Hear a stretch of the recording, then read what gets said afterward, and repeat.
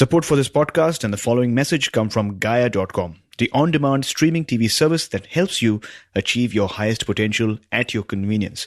To get your first month at only 99 cents, visit gaia.com/my7chakras. My 7 Chakras, episode 222. Do or do not, there is no try. The 7 chakras, swirling vortices of energy, positioned throughout our body, from the base of the spine to the crown of the head. For thousands of years, this ancient wisdom has been passed on from master to disciple. What are the functions of these energy centers? And could these chakras help you unlock your destiny and find your true purpose? Welcome to My 7 Chakras. And now, your host, Aditya Jai Kumar.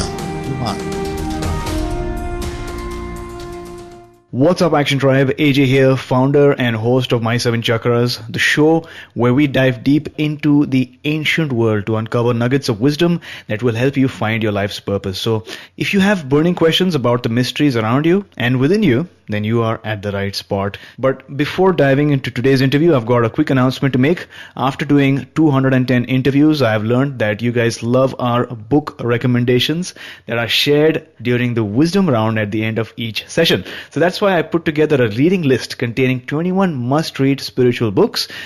If you want to download a copy, all you have to do is visit my7chakras.com/reading list. That's my7chakras.com/reading list. And if you feel that there's a book that needs to be on that list, let me know via Facebook or email. My email ID, as always, is aj@my7chakras.com. So share your thoughts, share your opinions, and what you think about this reading list. And with that said, it's time to bring on our special guest for today, Eric Edmeades. So Eric, are you ready to inspire? I absolutely am. Awesome. Thanks for joining us. Eric Edmeades is an internationally recognized business speaker, film producer, and serial entrepreneur. Eric's varied business background includes mobile computing, medical simulation, augmented reality, gaming, 3D camera engineering, and Hollywood special effects. Eric is also the founder of WildFit and the creator of both Inception Marketing and Business Freedom, a business ownership methodology that empowers you to own a business that doesn't own you. What is WildFit? WildFit is a new training methodology, a methodology that draws its inspiration from evolutionary and functional medicine and nutritional anthropology.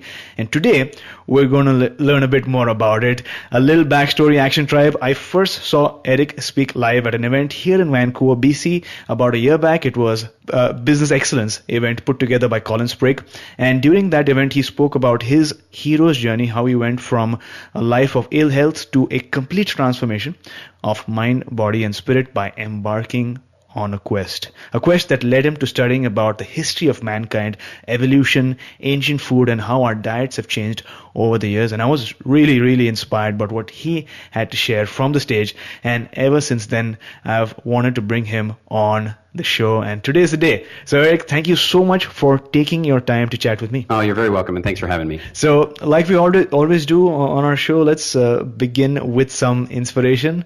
My question is, what is your favorite inspirational quote, and how does that apply to your day-to-day life? You know, it's funny. I get asked that from time to time, and it depends a little bit on my mood or what's my focus that week or what have you. And this is going to sound a little silly and a little cliche, but this week my favorite quote has been Yoda, do or do not, there is no try.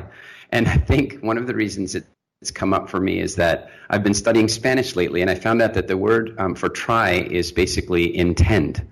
And it really speaks to me about that quote because, you know, when somebody wants to start a business, for example, or turn their health around or, you know, begin a great relationship, I don't think they should be trying. I think they should be doing. And, you know, that's just kind of what spoke to me this morning as I was contemplating this and what I've been thinking a lot about over the last couple of days. Wonderful. Actually, that quote is really apt for our community because our community is called Action Tribe. And just like the quote says, do or do not, there is no try. Action Tribe in Spanish, try means intend. And you really don't want to just intend. You want to take action because action creates that possibility for a manifestation in your life. So you need to take action. you need to do or do not. So thanks a lot for sharing that amazing quote, Eric. You're very welcome. It is funny because I do think that when somebody undertakes an action, there's a very big difference between having a general intention and having a commitment. And I think there are some things where having a general intention is really great, but I think that, commitment is what really is going to get us results in the end. Absolutely. Thanks a lot for sharing. Now, let's begin with this. What exactly is Wild Fitness? Well, WildFit is a 20-year project of mine, and it started off actually, funny enough, in Vancouver. And that's because I happened to be working for a Canadian/American company that was based in Vancouver, and I was dealing with a number of health challenges, and of course I'd seen medical professionals and frankly not gotten anywhere. And a friend of mine gave me a little bit of a push in the direction of looking at my food and my lifestyle, which really I didn't think was particularly bad. I mean, I ate out fast food every now and again and that kind of stuff, but I wasn't, dramatically overweight. I wasn't, there was no real reason for me to be thinking a lot about food, at least not in the culture of the time. And I did make some changes, and 30 days later, my life was so dramatically different that I just developed this burning curiosity of how it was that, almost a decade of doctors could do just about nothing for me. And 30 days of changing what I was putting in my mouth could change everything. And so over the next 10 years, I undertook a massive research project where I read everything that I could, and I studied, human history and anthropology. I even ended up going to live with Bushmen in Africa to really take a much closer look at our origins. Like when you talk about ancient wisdom, and I think the ancient wisdom in things like yoga and Tai Chi is fantastic. There's wonderful wisdom to be learned there. And what I wanted to do is look even further back, look back over hundreds of thousands of years to look at our history. And so, WildFit was really born out of a massive curiosity about health and healthcare and healthcare education and nutrition, but then also one other key thing, and that was the realization that people very often know what they should be doing and what they should be doing more or less of, but they're not doing it. They set their New Year's resolutions on the 31st, and by the 1st, they're already breaking them. And so what I really needed to do is do a deep dive into what drives people to do what they're doing and to help them to change that. And so the reason that WildFit has been so successful and is growing so quickly is that our clients are going out and telling the world it's the strangest thing, but I no longer want that food anymore, or I now want this other food that I never thought that I did. And so, we really found a great way of making lasting change for people, which is, as we know, fairly new in the quote diet world. Got it. So it's really interesting that your journey started off in Vancouver because you were working there at that point. You did take action towards your health challenges, but you didn't see much change. And at that point, your friend suggested that you make some changes in your life, and particularly in your nutrition and diet. And that sort of took you on the quest. It stemmed from your massive curiosity. So I love that. So going a couple of steps back, what were some of the health challenges that you were facing at that point? Some of them were fairly innocuous and typical. I had allergies. So people have allergies, and I got colds all the time, and people get colds all the time. But it was deeper than that. Like when I say I got colds all the time, what I mean is that I had constant and pervasive throat infections all the time because of a constant and pervasive nasal drip that I had all the time. I was that guy who always had to have tissues in my pocket because, I just was sick. And I also had really terrible cystic acne that frankly made it painful at times to smile or turn my neck. I would get, relatively frequent headaches. I was lucky. I wasn't dealing with migraines or anything, but, relatively frequent headaches. And also I used to get these stomach cramps that were so painful that I couldn't think when they were taking place. And, and so the weird thing is, of course, I'd lived with these things for so long that I didn't regard them as illness. I didn't regard them as sickness. I just regarded them as the way my life is. This is who I am. This is me. And when the fog lifted, when all of those symptoms abated after about two and a half weeks of changing my diet, and fully after about a month, I saw something that I was unaware existed, and that was the healthy version of me. And the fact is that a huge number of people that live in the Western world right now are living like that, where they think of themselves as healthy, but until one day when they wake up with really true full vibrancy and full energy and full health, they won't actually realize that maybe right now they're not as healthy as they could be. So what I really found interesting was you said that you lived with the condition for so long that you really assumed that was your new normal, right? Because you weren't able to see that's right. what completely vibrant, rich health feels like.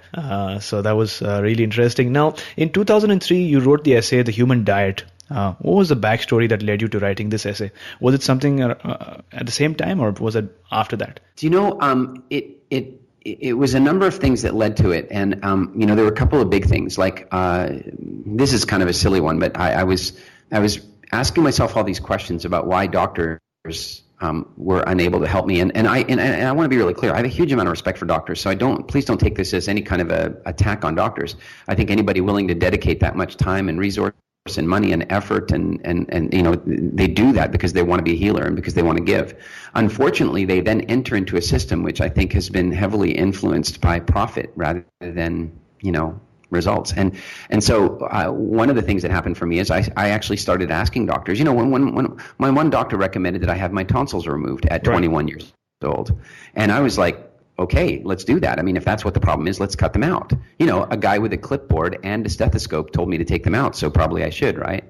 Well, when I told him I didn't want to take it out anymore, he sounded like a used car salesman that just kept trying to convince me that the symptoms would come back and I should take them out anyway, even though I was feeling good. And that really puzzled me. And so I don't know where the question came up, but one day I found myself talking to a doctor, and I just totally idly asked this question: how long did you go to medical school? And I've now asked this question of doctors all over the world. It's anywhere between 6 and 12 years, depending on specialty.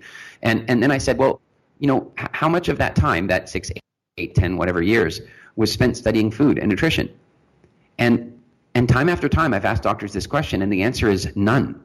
Like none. I even asked my uncle, who was a fairly celebrated orthopedic surgeon. I mean, he had spent a lot of time studying in medical school. And when I asked him this question, he cocked his head to one side like a dog does when it's confused. And he kind of looked at me and he was like, wow, that's a really interesting question. That is to say that he went to a decade of medical school and didn't study food. And yet, it's medical school is supposed to be about health. And I'm thinking to myself, that doesn't make a lot of sense. And so that really got me asking a lot of questions about food and about diet and about who is responsible for teaching us about our food and diet. And where it really got a bit funny was I was on my way to Africa, and I was reading an article. I was on my way to South Africa, in fact. I was reading an article in the In-Flight magazine, and it was about elephants in captivity. They go and capture the elephants in the wild, ship them across the world, put them in a zoo or circus, and the elephants would only live, say, 6 or 7 years. And nobody was really concerned about that because they made their money back in 6 or 7 years, and so job done. And then as people started to understand more about nature, they realized that elephants in the wild could live 70 years plus. And so all the zoo and circus owners became deeply concerned about their investments. I'd like to think they were concerned about their elephants too, but I think that when they had the idea that they could get this elephant to live like 10 times longer, they're like, wow, we could make so much more money from the initial purchase. What do we need to do to get our captive elephants to live as long as wild elephants? And so the article went on to discuss the observational differences. They said, well, we noticed that the captive elephants are eating this way and the wild elephants are eating this way. And at one point in the article, the author of the article starts referring to the elephant's captive diet and the elephant's wild diet.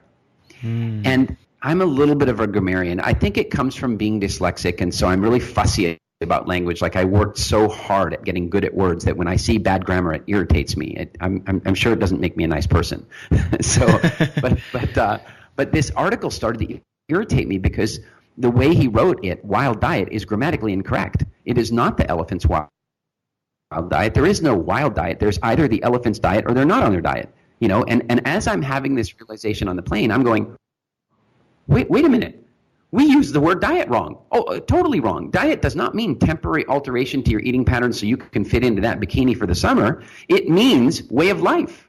And when we talk about an elephant's diet, we know that an elephant's diet is to eat 200 kilograms of fruit and bark and grass every day and drink 70 liters of water. And we know that the leafcutter ant doesn't in fact eat leaves, but goes out and gathers leaves around in the jungle and brings them home and then farms them because they're fungivores and they eat the mold that they grow. Like, every species on Earth has a diet. And I'm sitting on this plane, I suddenly start asking the most important question of my lifetime, and that is, if this is true, what is Homo sapiens' diet?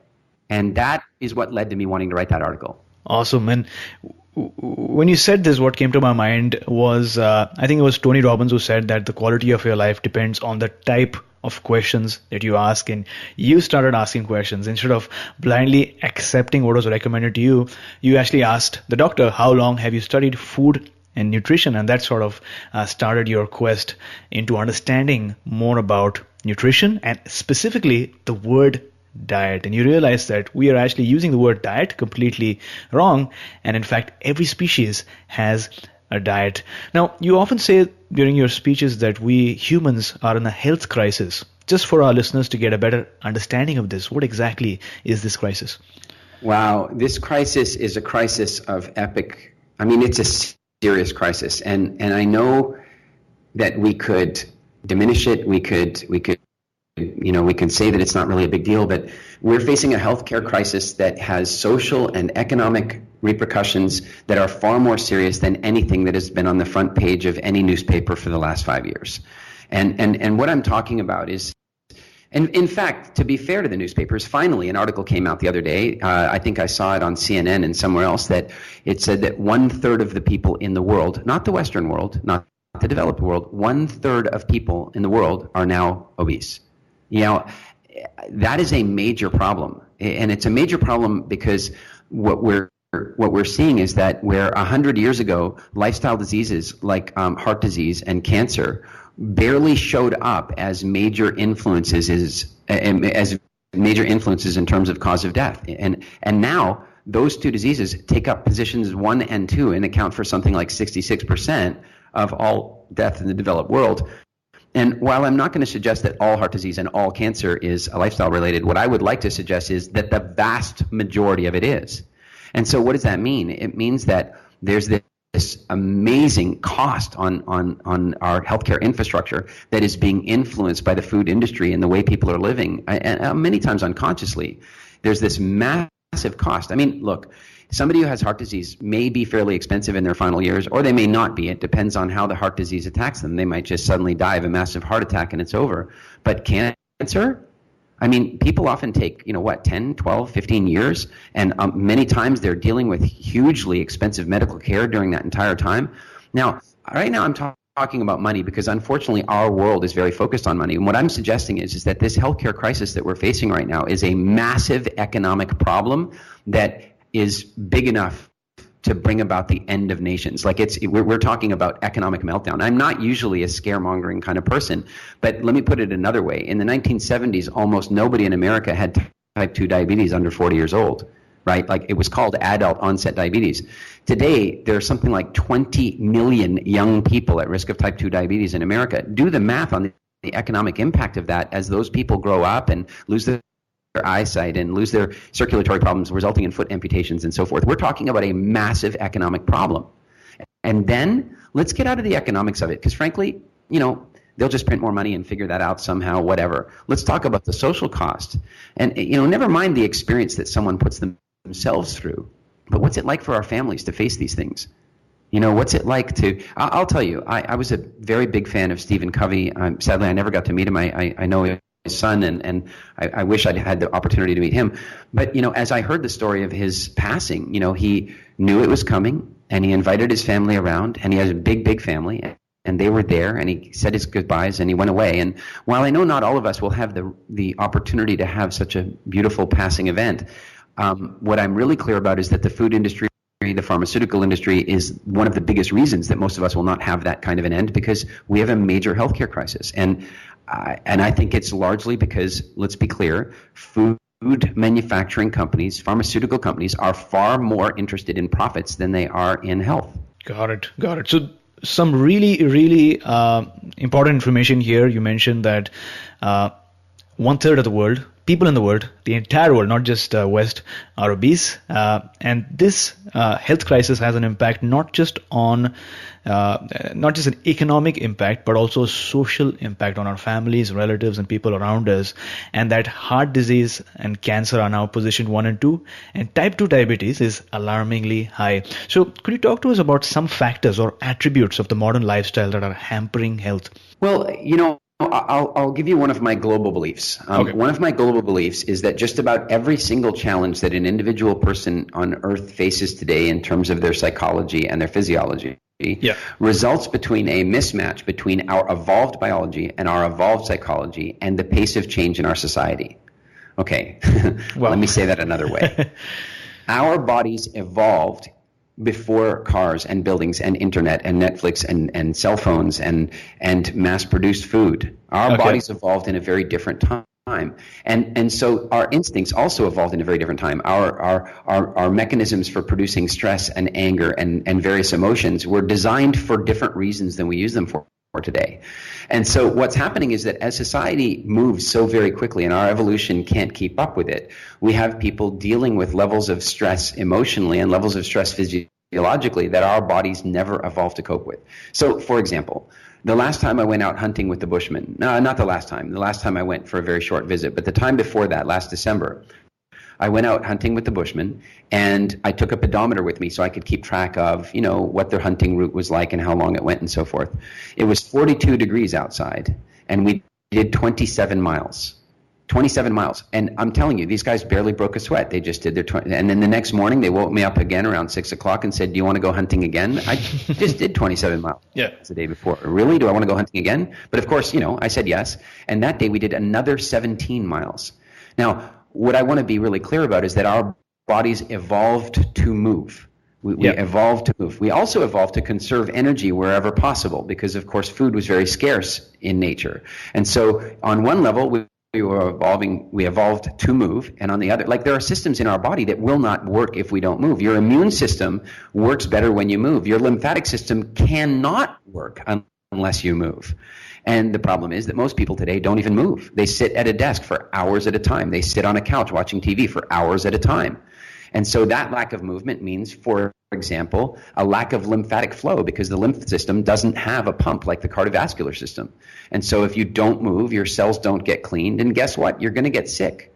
And there's a whole plethora of other examples like this that, we evolved certain nutritional requirements. And now what happens is because we have so much nutritionally empty food, we eat a ton of the wrong foods, which isn't really the problem. The real problem is that because we eat those wrong foods, we don't have space to eat the right foods, and the right foods don't taste as good, so we don't eat them. People aren't sick because they're eating too much junk. They're sick because they're not eating enough of the right stuff. That makes complete sense. Action Tribe, as we are learning today, lack of movement means lack of lymphatic flow, which ultimately means lack of immunity. In other words, you need to move more, and the sedentary lifestyle is not really good for you. Now, Eric, speaking about instincts, could you talk to us about the connection between our evolutionary gene for craving and people's addiction to sugar? Well, yeah, let's be really clear that prior to sort of the more modern version of breeding that we have now, evolution was a really simple thing. I mean, if a trait popped up as a result of a mutation, nature would quickly get rid of that trait, or if that trait gave a breeding advantage, then that trait would end up getting passed forward. So, when we look at the craving for sugar right now, the craving for sugar is lethal. I mean, it's and literally lethal for many people. But the craving for sugar is not a flaw of the human system. It's a flaw of the current times. And what I mean by that is that the craving for sugar was an important and evolved craving, and it's the result of a very simple thing, and that is that hunger itself would drive us to eat readily available food. So food that was just lying around and regularly available, hunger itself would have driven us to eat that food. So for example, root vegetables, green vegetables, things that were quickly and easily attainable, hunger would drive us to eat those things. But the food that required effort, the food that required us to push, that required us to work, that required us to have diligence or be aware, then we needed to be motivated to go get those foods because they required effort. And so, for example, fruit is a very seasonal existence. It's not present the entire time. And so what happens is if you just think of it in terms of you have, let's say, two social constructs. You have two communities living quite close to each other in sub-Saharan Africa, 100,000 years ago, or a million years ago for that matter. And one of them doesn't have any craving for sugar, and the other one does. Well, who's going to get to the fruit fastest before it's gone? And so that craving drove our ancestors to make sure that they got the available vitamins and minerals and energy that they needed from that fruit. And on top of that, if you think that typically fruit would have been the majority of fruit would have likely come into season directly prior to winter, or in African terms, long, dry, drought-type seasons. And so that fruit also gave them an advantage to survive through that season because it triggered fat retention. Sugar triggers fat retention. And so you have this powerful craving, and without that craving, we wouldn't have made it. And so that craving once served us powerfully. In fact, there's a second level to that craving as well. If you think, if you ever had the experience where somebody eats something, they have a little bit of something sweet, and then about 5 minutes later, like, you know what, I think I need another one. And what's going on there is another not flaw that shows up as a flaw today. And that is that if you and I were walking along 100,000 years ago and we stumble upon a bush with some fruit on it, and we eat a few pieces, our tiny little stomachs, because our stomachs really in their natural form are quite small. Okay. They get stretched by our lifestyle. But you and I eat a couple pieces of fruit, we're probably done, and we start to walk away. But then in our bodies, what's happening is that our pancreas is producing all this insulin to break down the sugar, and briefly afterward we end up with a light insulin shock. And in that moment, our body starts to crave sugar again. And what that does is it makes sure that we might go back and eat past our comfort level while the fruit is still on the tree. If we did not do that, we might come back the next day and it's gone. So we have, first of all, a sugar craving, and then secondly, a repetitive sugar craving, which was key to our survival, only now it's lethal. That is really amazing. I mean, first of all, thanks a lot for sharing that craving for sugar is not a flaw in the human system. Hunger, Action Tribe, drives us to eat, and millions of years back, food was hard to come by, and so it is our natural instincts that would drive us to getting as much food as possible, because there might have been many days when we would not have food at all and we needed to survive. So speaking about, since you spoke about the insulin response, you spoke about the sugar craving, and food in general. I was watching a video recently which spoke about the idea that eating nothing or fasting is more beneficial than eating less, or calorific restriction. So what are your thoughts on this? Well, I think that's an interesting debate. I think that there is a time and a place for caloric restriction. But let's do this another way. I very often see health retreats that are built around cleansing and fasting, and I think there's definitely a place for that. I'm not critical of that at all. What I'm critical of is that most people in the Western world are so very malnourished that they are not prepared to do a fast. And some of these fasting centers, what they do is they say, well, what we're going to do is, we're going to feed you some really good stuff for the 36 hours before you do your fast. What I would suggest is that many of the nutrients that we require, the vitamins, minerals, fats, irons, et cetera, proteins, and so on, they're not something we simply build up over a 2 or 3 day period. They're something that we build up over months. And so for most people to simply spontaneously undertake a fast, to me, is probably not a good idea.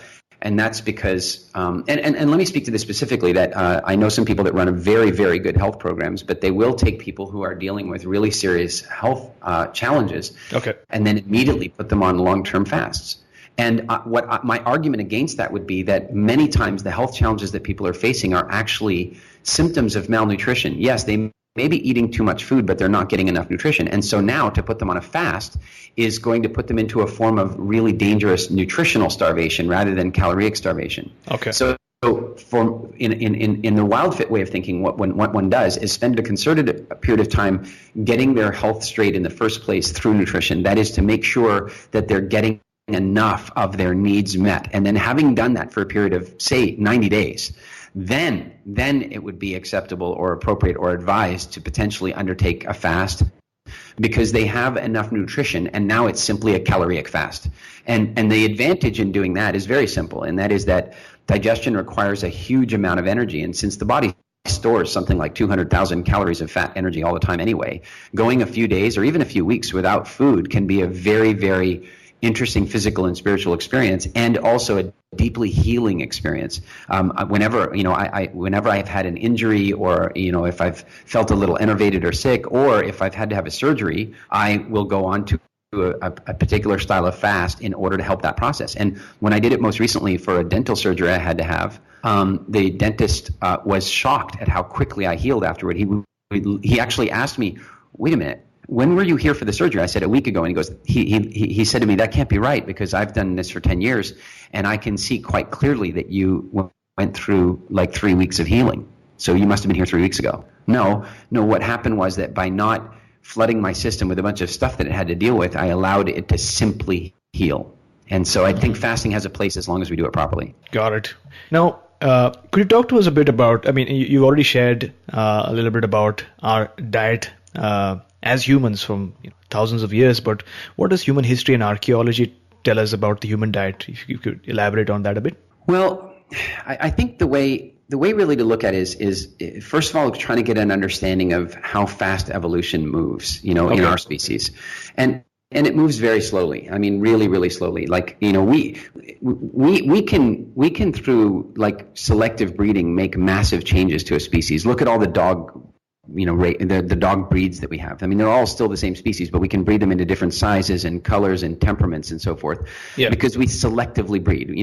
If we just keep taking the biggest puppy out of every litter, it's not going to take many generations before you're growing bigger dogs. Nature doesn't really do it that way. There's a much more sort of randomness to the way natural selection takes place, and it's much slower. And this is really where the whole issue comes up, is that if you were to say, graph our evolution or the changes to our food processing and nutritional requirements, if you were to graph our evolution on that basis and then graph our food's evolution, then what you'll notice is that for many hundreds of thousands, for arguably the last 5 million or so years, those graphs would have looked fairly similar. They wouldn't have changed a great deal. Nobody would have taken a big left turn from anybody else. They were evolving along the path.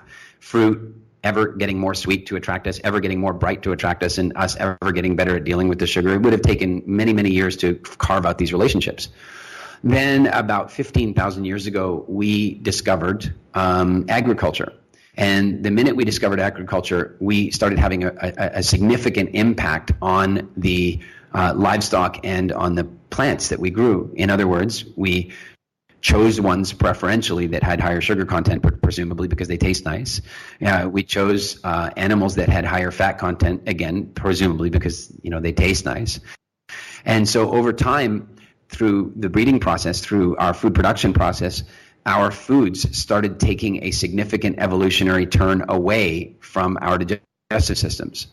And then we took technological changes that made it even further. In other words, we started being able to eat and process foods that our digestive systems had never even encountered before. If you take a look at something like grain, I mean, you go ahead and put a mouthful of grain in your mouth and try and chew it, it'll break your teeth. It's not something you can really eat until you figure out grinding. And then once you figured out grinding, now you can introduce this new food into the digestive system, and the digestive system has never evolved a relationship with it. So they're immediately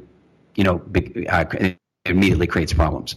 So I think to really sum it up, the issue here is that our foods have changed dramatically compared to how we've changed. We still have our core nutritional requirements, and we're just having a harder time getting those needs met, and we're finding our immune systems reacting to some of these changes with food sensitivities and allergies and what have you. So there you go, Action Tribe. 15,000 years back, we discovered agriculture, and that sort of started a whole series of events that sort of changed humanity ever since. So whether we're talking about agriculture or changing our food to suit our taste preferences, and then the introduction of technology, this is really, really interesting because it allows us to get to know our own history.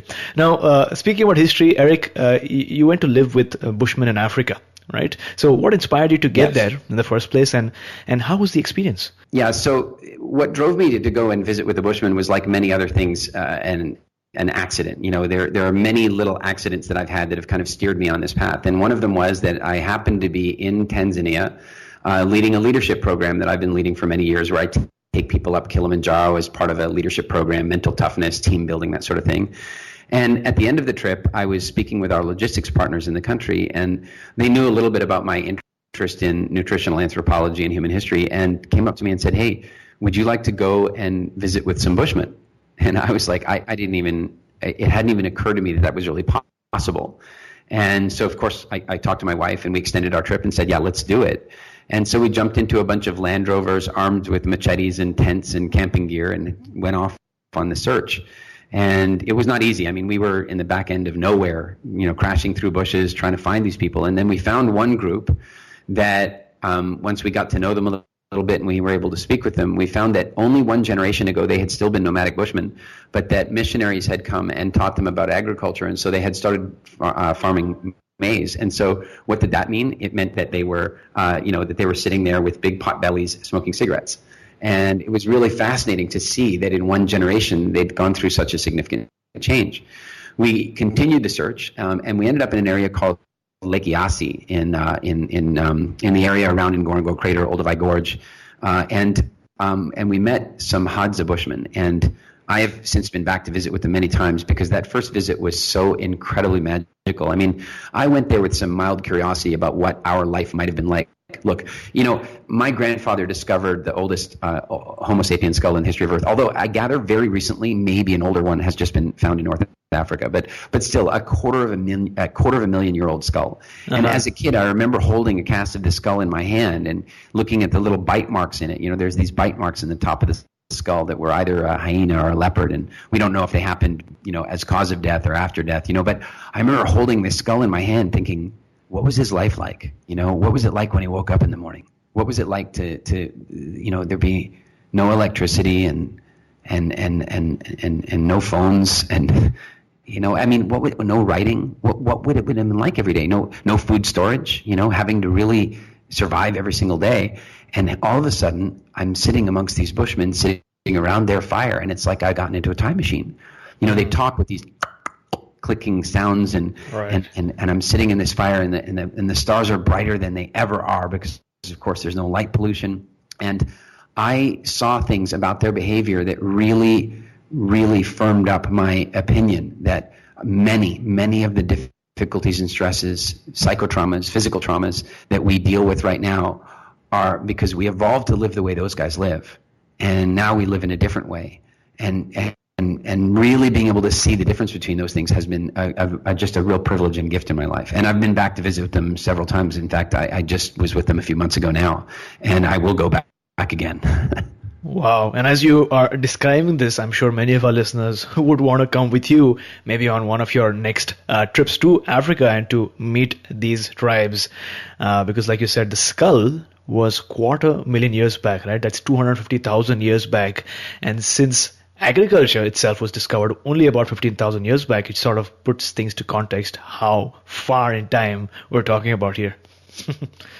Yeah, it's really, it's interesting. A friend of mine and I often debate food, and he talks about the ancient wisdom of the days of old, and he's referring to, scripture in the Bible about references to food in the Bible, and I'm like, okay, that's old. I'll give you that's old. It's 2,000 years old. Yeah. But I've been in caves that my grandfather excavated on the southern coast of Africa, and in one of the caves they cut down into the cave floor and put glass walls up so that you could really see how people have been living. And because when they live in caves, they just throw their food over their shoulder, and over the years the cave floor is growing and growing, and they don't see it generation by generation.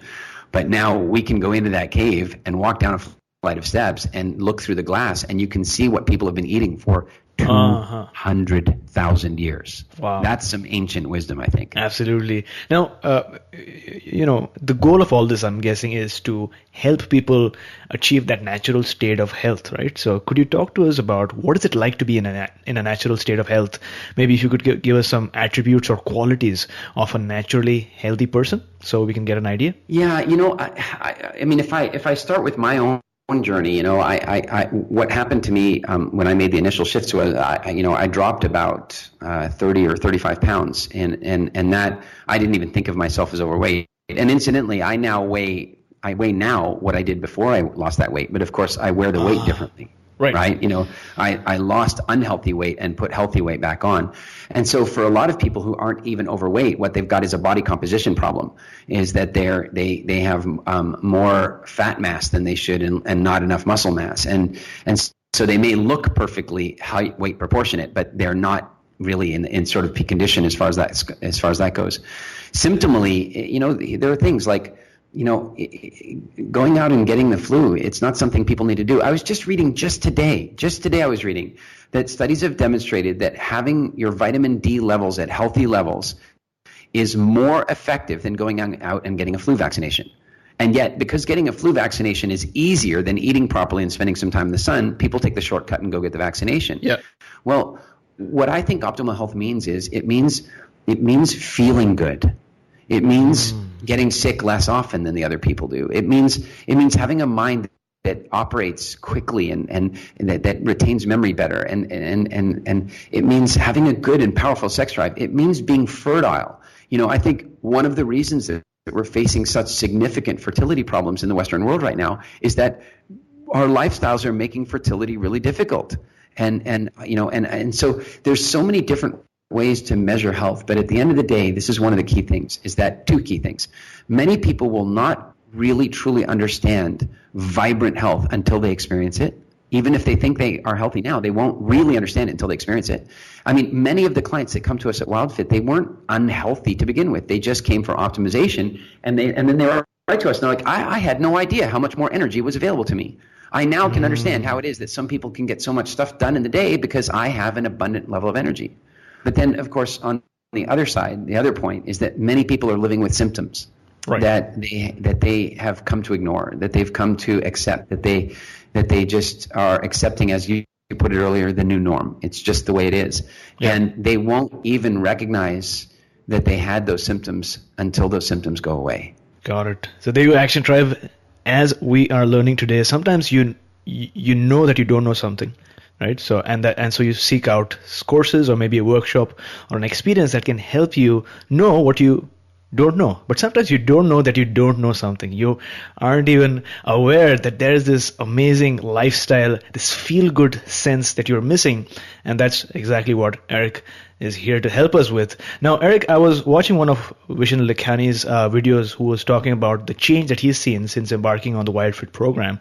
And he spoke about a term called the engine flip, from burning sugar to burning fat. Could you talk to us about that a bit? Yeah, the engine is a metaphor that he's talking about, that we talk about in WildFit, and that is that your body ultimately your brain eats sugar, right? And your body requires sugar to live. And what's really fascinating is that we have, in essence, two different metabolisms. We can either burn sugar or we can burn fat. And when we burn sugar, it burns hot. It's a fast and hot burning thing. We have only a limited amount of blood sugar at any given point in time. And so when we burn sugar, we have a lot of energy. And then when we run out, we crash. In sports or in, say, marathon running, for example, that would be referring to, that would be what happens when somebody hits the wall. They go out to run the marathon, they get to mile 17, and they basically run out of blood sugar and they hit the wall, and often then can't finish the race. On the other hand, we have the ability to metabolize fat. And what happens when somebody is in a more fat-burning state is that they have a longer, more subtle, more lasting source of energy. And then they get a level of endurance that far, far exceeds anything that burning sugar can create, which is why, of course, now we have story upon story upon story of people who do ultra marathon running. A friend of mine ran 9 marathons in 7 days. Why? Well, because he was burning fat. And so the issue, we have two issues when training for a marathon. One is the physical fitness of your body, making sure that you're in shape, that your heart and your lung and your legs and everything are in shape. Yeah. But then the second part of it is, do you have the energy to do it? And you can be in totally good shape, but if you're burning sugar, it's going to be really difficult. Plus, you're going to be super sore the next day because you were burning sugar, and you're going to have a ton of lactic acid buildup.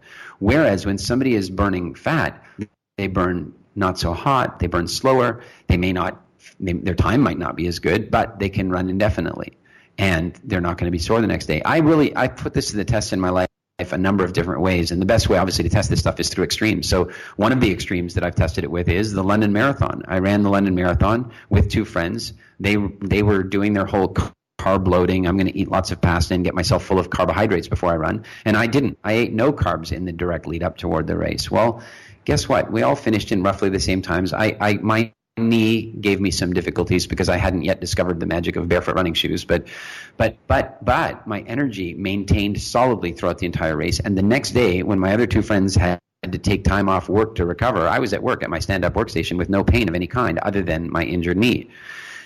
So that really kind of showed me one level. Then I decided, what, I'm going to test this going up Kilimanjaro. I've done Kilimanjaro a number of times, so okay. I know what it feels like to do it.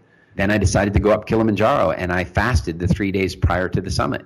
And it was the easiest summit I've ever done. I mean, I've never, going up the summit is one of the hardest things most people will ever do in their lives, physically at least. And I walked up the summit carrying a massive SLR camera with a 500 zoom lens. And I just carried it all the way to the summit. I'd never had so much energy walking up that mountain before. And then maybe one more example is that a lot of my workshops, whether I'm, I train people in public speaking, and I run some really great business courses around the world. And I'm often on stage for 10 or 12 hours, 5 days in a row, having flown from one city to the next city to the next city to do the next workshop. And I'm never flagging for energy. If I was a sugar burner, I wouldn't be able to maintain that kind of travel schedule. Plus, I'd probably be sick all the time, which I'm not. Got it. Well, thanks a lot for sharing so much wisdom, Action Tribe. Even one idea can change your life. And today, you have heard so many ideas, so many stories, and so many concepts, and basically an opportunity for you to transform your life, that the possibility is there no matter what challenge you're going through. So Eric, you are a serial entrepreneur, and you've often said that entrepreneurs are going to change the world and not necessarily the politicians. Is that correct? Yeah, I believe that. I think there's two reasons politicians have a difficult time with it, and that is that the entire world of politics is so it's such a false economy. It's so unreal that I don't think it attracts the very best people. Frankly, I think if somebody wants to be president, they're going to be the wrong person for the job. If somebody wants to be prime minister, they're going to be the wrong person for the job in many cases. And the other side of it is that, people think that we pay our politicians too much. And I'm thinking, well, hang on a minute. I think maybe the way their pensions are done is completely wrong. I think that they should be, dealing with the same pension and healthcare plans that any other person in Canada or America or Britain or wherever they're from is dealing with. But until we start paying politicians what they would make in the private sector, who are we really going to attract into that world of politics? That's an interesting question. But the bigger issue is that the world of politics is so bound up by bureaucracy and red tape that I think even a really sharp, driven change maker will have a hell of a time constructing any real change. And that I think entrepreneurs have the capacity to create significantly more change from the outside. Look at somebody like Richard Branson. Richard Branson, he's been a mentor of mine for years. I've looked up to him for a very long time. In fact, I'm doing an event on Necker Island in a few days, and I'm looking forward to spending some time with him. Look what he's done from the outside. He created more jobs than any one politician probably ever has, except for maybe politicians that have declared war, but let's not count those jobs. And then on top of that, he's created Virgin Unite, which does phenomenal projects around the world. But then he also stimulated the elders and the ocean elders. He is having an impact on this planet that is more significant than maybe any one prime minister or president can have. And I think that most entrepreneurs think in a way that is healthy for the planet. What I mean is, I'm not talking about large corporate bodies that get tied up in profitability and shareholder reports. I mean the average person that says, you know what, I'm going to be self-directed. I'm going to take action. I'm going to start a business, even if it's just me here right now. That person, if they figure out business, if they figure out how to have more time and money, which is why they got into business in the first place to some degree, then what happens is they start to do social things. They either start another business or they get involved in social projects, and then they can have a much bigger impact. And so me, as somebody who goes out and speaks all over the world, I've spoken in over 25 countries around the world, and I travel routinely to do that. I choose entrepreneurs as my target market because I know that if I can help one entrepreneur improve their business, improve their health, then they're going to have a splash ring effect that could ring around the world. And I've had many, many cases of that happening already, and many more to come. Wow, thanks a lot for sharing that vision. Action Drive. To access the show notes for today's episode, visit my7chakras.com/222. It's a lucky number, my7chakras.com/222. And before moving on, a word from our sponsor, Gaia.com. Explore the vast traditions of yoga with the Gaia original series Yogic Paths. Filmed across India, the 13-episode series captures the beauty of mystical Indian landscapes and never-before-seen ashrams while taking the viewer on a journey through the many traditions of yoga.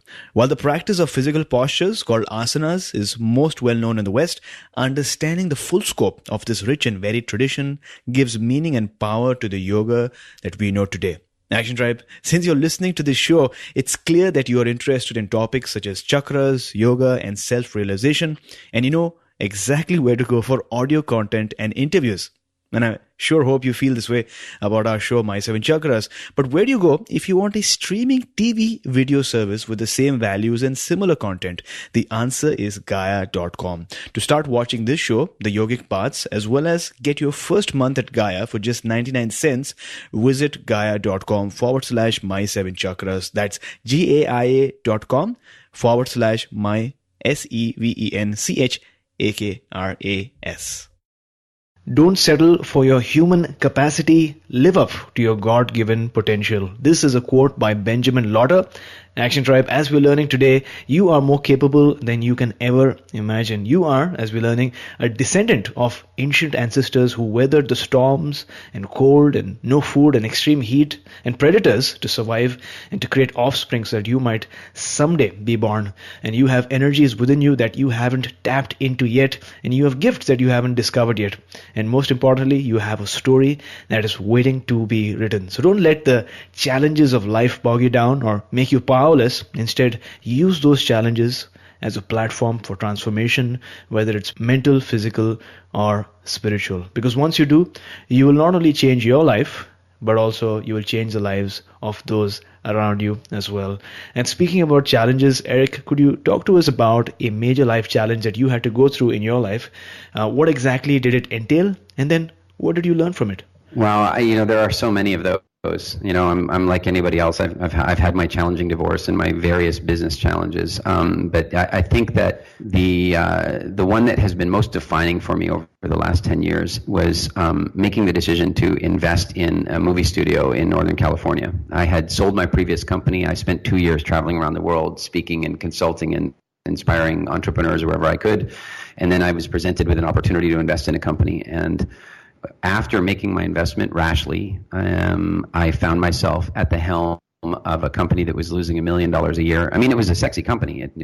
It was the original model shop behind Industrial Light and Magic, where things like, the Star Wars movies and the Pirates of the Caribbean movies and all this stuff had been made there. And here I was at the helm of this company, and it was losing all this money. And I found out that the people who had sold it to me had committed several frauds inside the company. And all of a sudden, it looked like all of my money was gone. And it was one of the most difficult things that I've ever gone through because, having worked as hard as I had in my life, I had put myself in a position of sort of permanent financial security. In other words, if I really didn't want to work again, I didn't have to. And then I made a rash decision, a very common mistake of overly optimistic entrepreneurs. And I took my money and bought this studio. And as I faced the reality of losing all my money, I remember talking to my wife one day and realizing that I had not been happy for some time. Like for maybe a few months, I'd been like generally unhappy. And I'm not saying I didn't have happy moments, but normally I'm a happy person that has the occasional unhappy moment. And I think I had become somebody who was generally unhappy, who was only having occasional happy moments.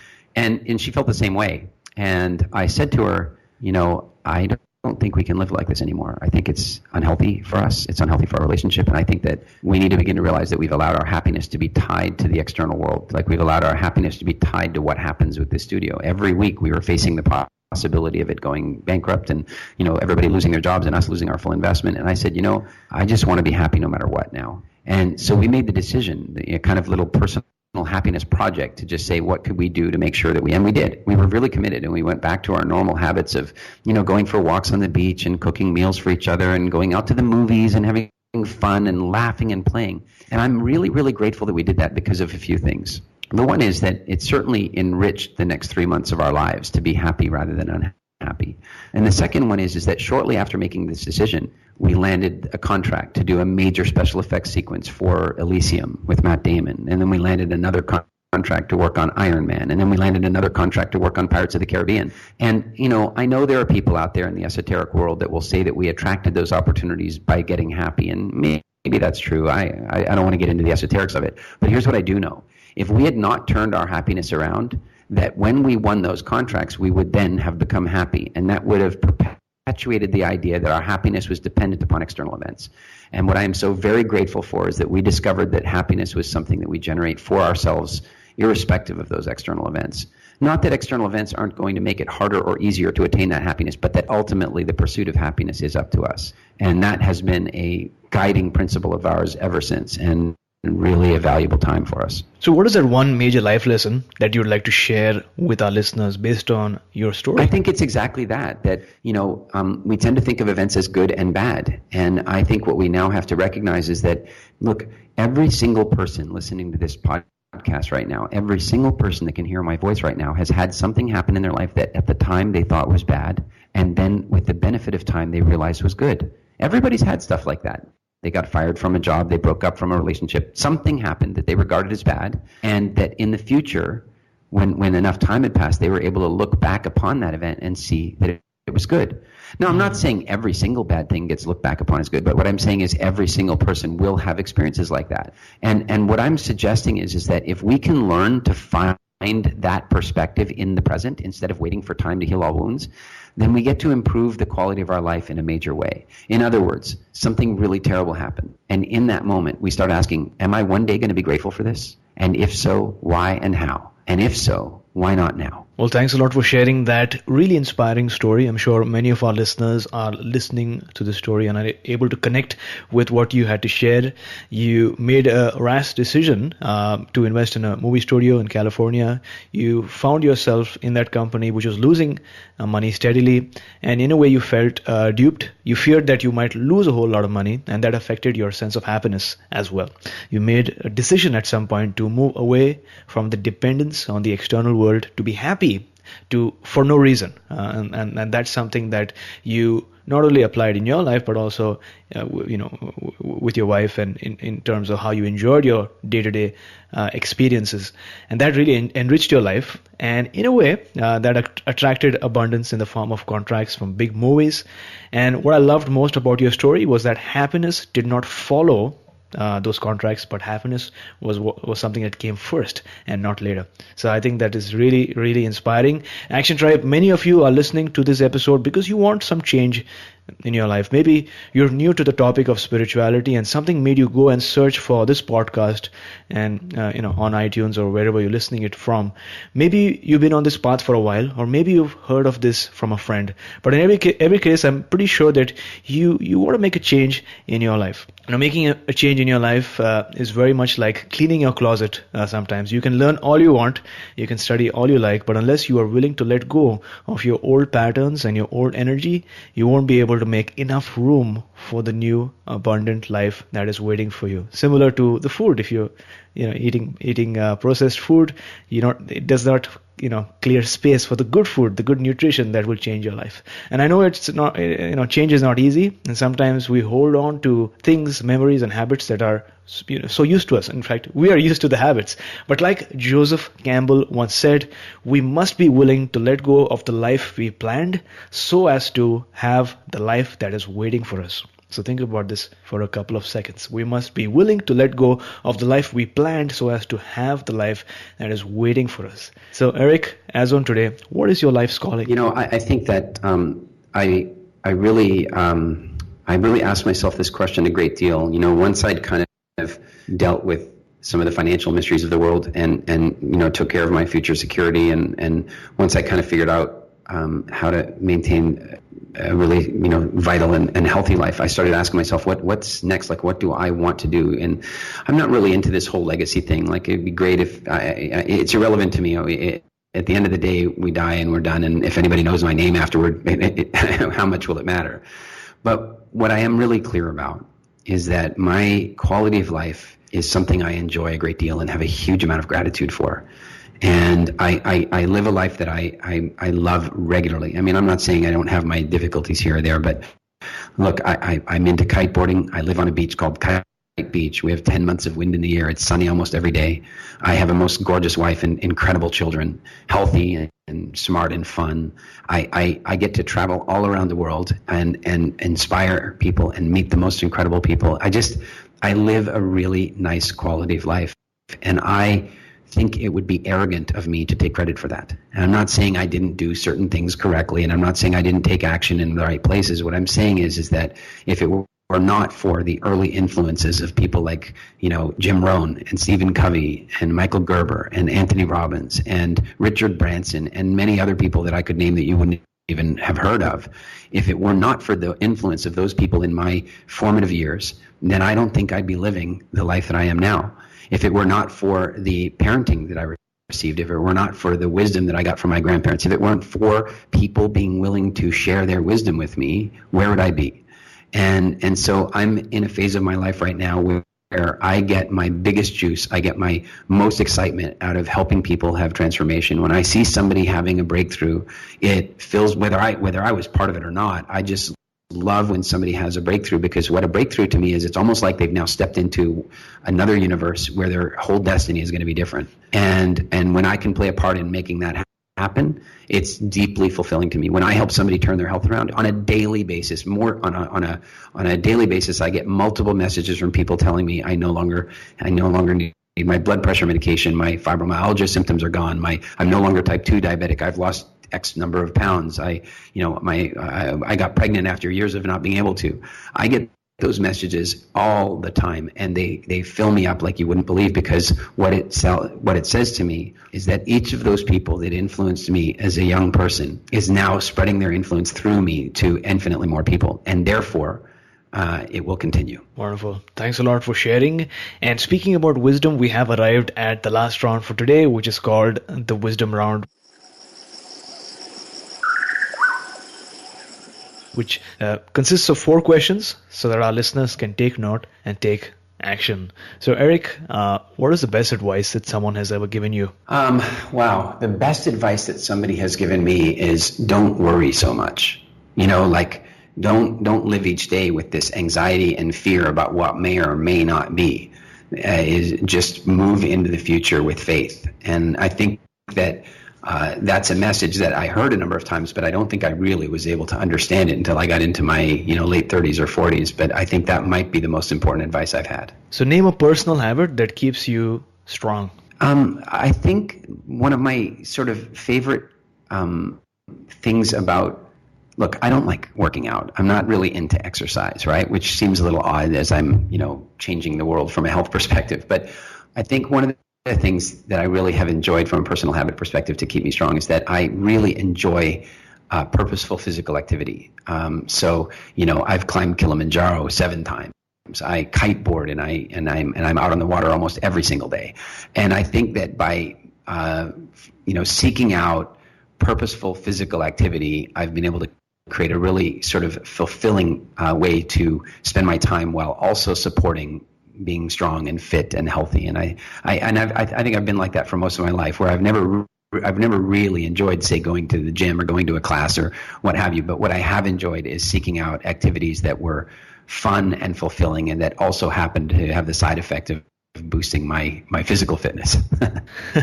That's so amazing. What is your morning routine like? What do you do during the first 2 hours of your day? Well, I'm not a heavily routine. Well, okay, that's not true. I am quite routine, but my routine is flexible in that, when I'm on tour, I'm waking up in a different city every few days. And when I'm at home, I have a very different set of routines. So when I'm at home, my routine is typically to get up, just before the sunrise and go out and spend some time on the beach doing some yoga, going for a walk. And it depends on whether my daughter's awake. If my daughter's awake, then I take her with me. And we do our little father-daughter thing. She's just about 10 months old now. And so I throw her up on my shoulders and we head out and just enjoy the surf and the beach and just do a little bit of walking meditation. Then I'll come back and have breakfast and sort of plan out my day. And then this is very important to my routine. I check the wind report, because once I know whether or not there's going to be wind and what time the wind is coming, then I can plan the rest of my day, my work day, around when I'm going to get to go kiteboarding. So that's roughly my morning routine when I'm at home. When I'm on the road, my morning routine is a little bit more flexible, because it depends on, what country I'm in and what's available to me. But the most basic version of it is that I get up in the morning and I immediately do a standing yoga series. It's just a routine thing that I've done for a long time. There's a standing series, which maybe I've borrowed a lot from some of the sort of hot yoga type stuff that I've done over the years. But I just do that standing series just to wake up my back and wake up my lungs and wake up my brain and that sort of stuff. And then I start always with a healthy breakfast. It's like, I don't necessarily think breakfast is the most important meal of the day, but if you're going to have it, you should make it a good one because it is the start of the day. And then I set about looking at my intentions for the day. I really do believe in having solid intentions, or let's call them even strategic objectives for what I want out of that day. And I find that the days that I take a little bit of time and give some thought to how I want that day to go, not that I'm putting a ton of control on it, but just saying, hey, look, wouldn't it be nice if this could happen today, and wouldn't it be nice if this presentation went this way, and what have you. I find that sets a really nice tone for my day. But perhaps one of the most important things about my morning routine, and particularly when I'm on the road, is what I do the night before. And that is that I do a little bit of a meditation that is designed to generate positive anticipation and excitement about the day ahead. And I find that by doing that, I sleep more deeply. It's almost like my body says, wow, we're about to have a really big day. We had better get some sleep. And I also find that by doing that, I wake up quickly and easily without hesitation, usually 5 minutes before the alarm goes off. That's so amazing. Thanks for sharing. Name one book that you'd like to recommend for our listeners today. I have to say, there's a book that I recommend unreservedly, and I'm a big fan of it. In fact, I tend to read it every 2 years or so, and I get something different every time I do. And that's Viktor Frankl's Man's Search for Meaning. I would say that the lessons contained in that book are maybe some of the most important lessons around personal psychology that have ever been written, and I'm a big, big fan. Thanks for sharing. Action Tribe, I know how much you love our book recommendations, and I know that many of you get these books as soon as you hear them shared on the show, and that's why audible.com is offering Action Tribe one free audiobook download with a free 30-day trial so that you can get to check out the service. Now, in case you don't know, Audible has over 180,000 titles to choose from for your iPhone, Android, or Kindle, including bestsellers like The Chakra System by Anadia Judith, Autobiography of a Yogi by Paramahansa Yogananda, and A New Earth by Eckhart Tolle. To start listening and download your free audiobook, go to audibletrial.com/MSC. Once again, that's audibletrial.com/MSC to claim your book. So Eric, thank you so much for joining us today. Before you go, tell us one thing that you are super grateful for, and tell us the best way we can find you online. Well, I think the thing that I'm most grateful for on a kind of daily basis right now is my little girl. She's like just a little bundle of miracles all the time, and that's I think the thing. I'm grateful that she's happy and that she's healthy and that she's amazing. In terms of getting in touch, that's fairly easy. I can be reached at www.eric.ee. That's eric.ee. And also, if anybody's curious about WildFit, they can find out everything they'd like to know about WildFit at getwildfit.com. And I believe you also have a special gift for our listeners, which I will share right here, the link, which is getwildfit.com/challenge/chakras. So Action Tribe, if you go to this link, you can download the free resource over there. I'll put the link up in the show notes as well so that you can take the next step. So that's getwildfit.com/challenge/chakras. And just so, kind of people know what that's all about is, for any of you who are kind of curious about, just taking some small steps toward maybe improving health and stuff. One of the things that people struggle with is they think, if I'm going to improve my health, my food's going to stop being fun. And so we created this little thing called the WildFit Snack Pack, which is just a list of some cool snack ideas and little recipes and stuff. So I'm sure you're going to enjoy that a great deal. I hope you do. Wonderful. Eric, thank you so much for coming on our show, talking to us about the power of proper nutrition and diet, and taking us one step closer to a human revolution. You're very welcome. It's been a pleasure. You were listening to My 7 Chakras. Go to mysevenchakras.com. Download your free gift, get inspired, and take action. Transform your life today.